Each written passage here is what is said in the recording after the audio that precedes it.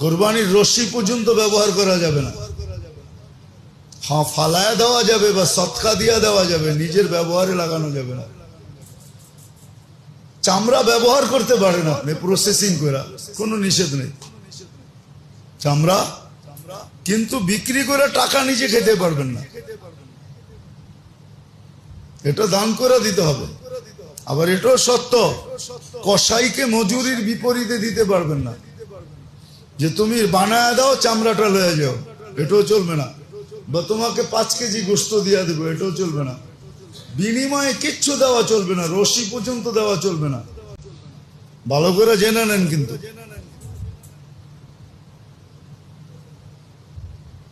কোরবানির চামড়া আপনি ইচ্ছা করলে ব্যবহার করতে পারেন, প্রসেসিং করেন, ব্যবহার করেন।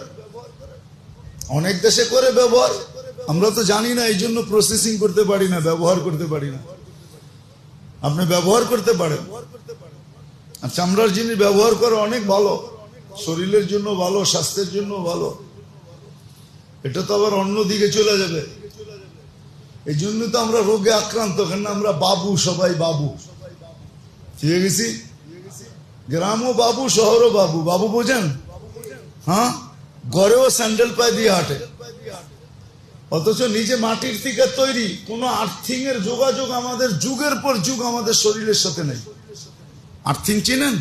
আমাদের শরীরটা মাটির থেকে তৈরি, এটার আর্থিং এর প্রয়োজন ছিল, কোনো আর্থিং নেই। এটা আবার আলাদা কোনোদিন মনে হইলে বলবো না। এটার উপরে এখন রিসার্চ চলতেছে, ক্লিনিক পর্যন্ত খুলে গেছে আর্থিং এ চিকিৎসা, আর্থিং দিয়ে চিকিৎসা। আমাদের আর্থিং নেই, শরীরে আর্থিং পায় না। আগের যুগের মানুষ স্যান্ডেল পায়ে দিত না।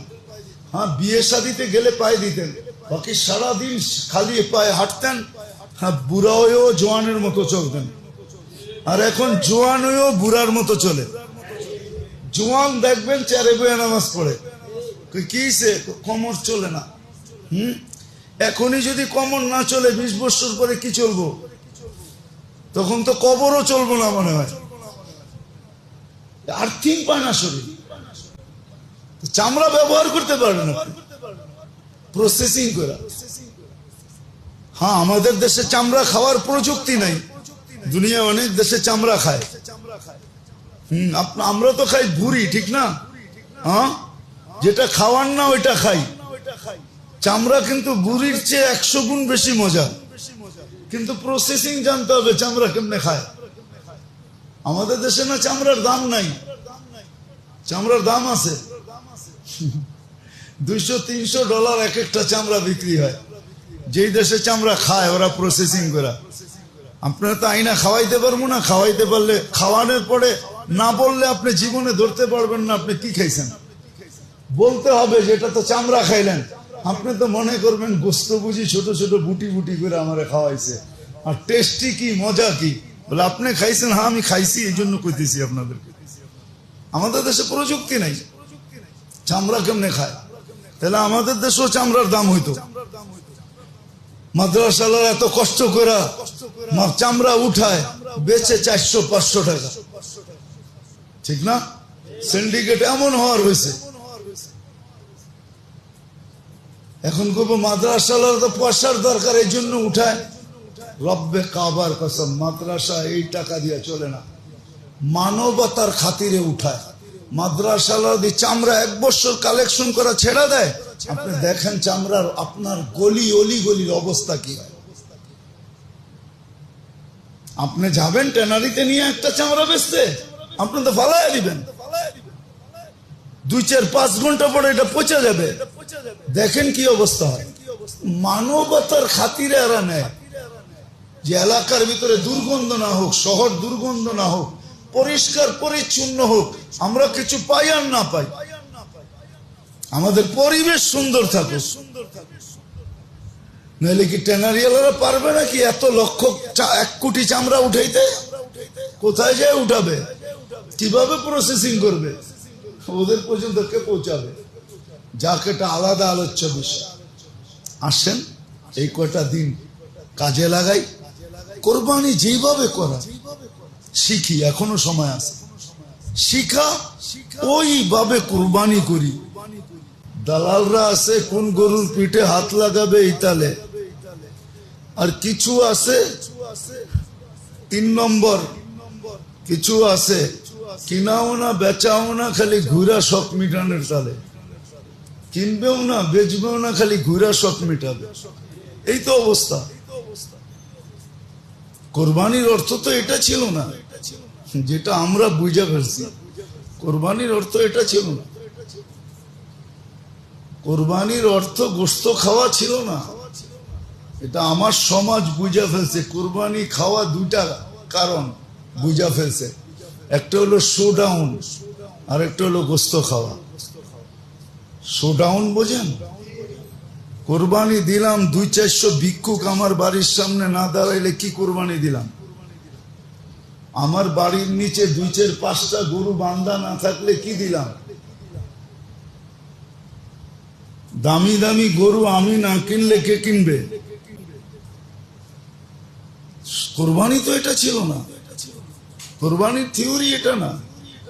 দুনিয়া ঘোরেন, কিছু দেখেন, নেটের যুগ তো, সব দেখা যায় এখন নেটে, যে কোরবানি কি ছিল।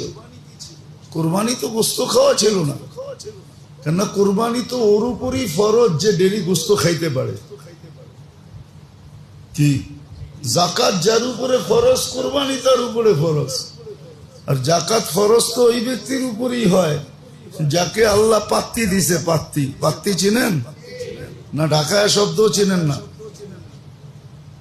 যাকে আল্লাহ লাগত দিছে, এটা দিছে, পাত্তি দিছে, ওর উপরে কোরবানি ফরজ। ও তো ডেলি গোশত খাইতে পারে।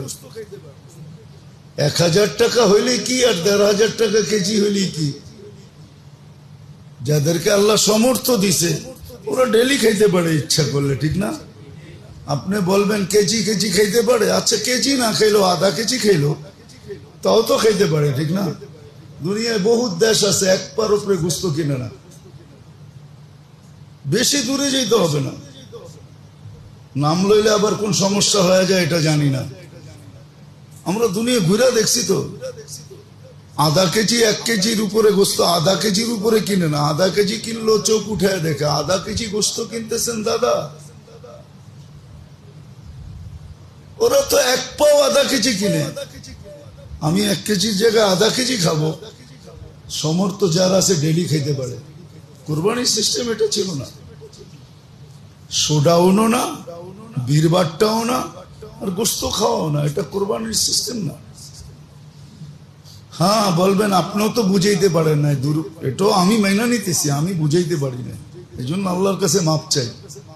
আপনারাও দোয়া করেন আল্লাহ যেন মাফ করে দেয়, জাতিকে বুঝাইতে পারি না। কোরবানির সিস্টেম এটা না।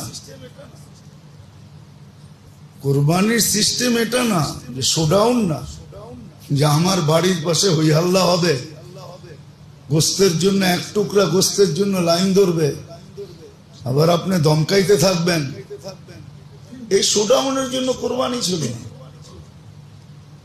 কোরবানির ফালসাফা তো ছিল এটাই যে ওই দিন আল্লাহর সামনে রক্ত প্রবাহিত করা।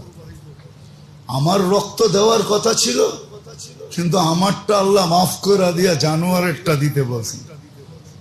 ইহরাকুদ্দাম বলে তাকে, রক্ত প্রবাহিত করা।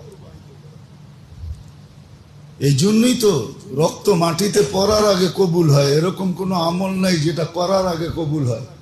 এটা তো প্রবাহিত করার আগে, মাটিতে পড়ার আগে কবুল হয়। এই জন্য এটার ফালসাফা এটাই ছিল, ইহরাকুদ্দাম। যাকে আল্লাহ সমর্থ দিচ্ছেন, যার উপরে যাকাত ওয়াজিব, তার কোরবানিও ওয়াজিব। শুধু রক্ত বাহায় দেবে, চলেন আমার লোকে দুনিয়ায় দেখায় দিব। হ্যাঁ কোরবানির গোশত বলবেন, কোরবানির গোশত বড় মজার গোশত, খাওয়া তো বৈধ রাখছে। আমিও বলি খাওয়া বৈধ, আমিও বলি বৈধ, সিস্টেম আছে। আপনাকে আল্লাহ সমর্থ দিছে, সমর্থ দিছে আল্লাহ। আপনার একদিনের খাওয়ার প্রশ্ন।